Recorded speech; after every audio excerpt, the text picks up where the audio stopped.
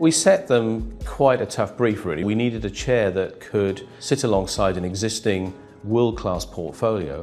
Plus also we said to them, well, it's not just one chair we want you to design, we want you to design 3 chairs. The basic question, it seems really simple. We want you to explore the opportunity to design a group of chairs that all are individually as visually appealing, and they also need to complement any other Herman Miller task chair. And then they ended it by saying, and we actually don't think that you'll be able to answer that.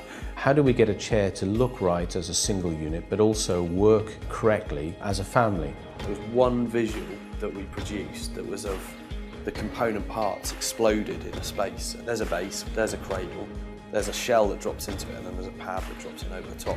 And for me, that was the moment when I sat there thinking, we've got something that's kind of really attracted their attention. It was a big moment for us, and a big celebration for the team, because we knew we had a pathway to a successful product line. Keyn was a chair that, as we've seen things change in the marketplace, so people are becoming less fixed at their desk. We needed a chair that was flexible for the working environment. We have a very strong heritage and history in task seating, but we have very few non-task seating products. One of the things that came out of the research work is that people change their posture throughout the day and throughout a meeting. Come into a meeting with all of the devices and all the things that they bring with them and participate and collaborate. But then we all, in meetings, get bored and we move, and most chairs within the market don't allow you to do that.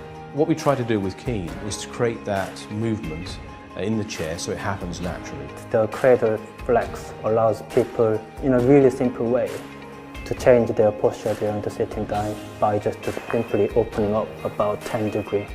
That gives the body enough time to be able to move and to be able to change posture. Keyn is one chair with many personalities. The chair can be adapted from a very simple plastic chair with minimal upholstery that can be put into a canteen, but then can be fully polished with crafted leather upholstery and then be put into a boardroom as well. When we started to kind of analyse and develop all of the colour, material and finish strategy, we started to calculate how many different makeups of the chair there might be, and it comes out at over 250,000 possible combinations, which is mind-boggling. One of the great things about using external designers is that they have other insights and other experiences from other design work they're doing. So, for instance, on the Keyn chair, and the upholstery system was very much driven by the automotive process. With the pads, we had no idea, because it's not been done before, where to start. We went back to our automotive roots and connections, and we started working with people that we knew and trusted and challenged them because they'd not done something like this before. I'm trying to think, how do we bring that quality to the product but actually do it in a new way using new modern techniques? With Richard and Julie, they were here one afternoon. Essentially it's like, well, what if we did this? What if we did that? We went through so many different directions for this pad, and then everyone brought their knowledge, expertise. It's a really good example of crafting something together. You can look at that industrial craft across the whole product. You know, how do you create almost that craft feel in a polymer component? I think that's probably a more interesting challenge than the upholstery almost.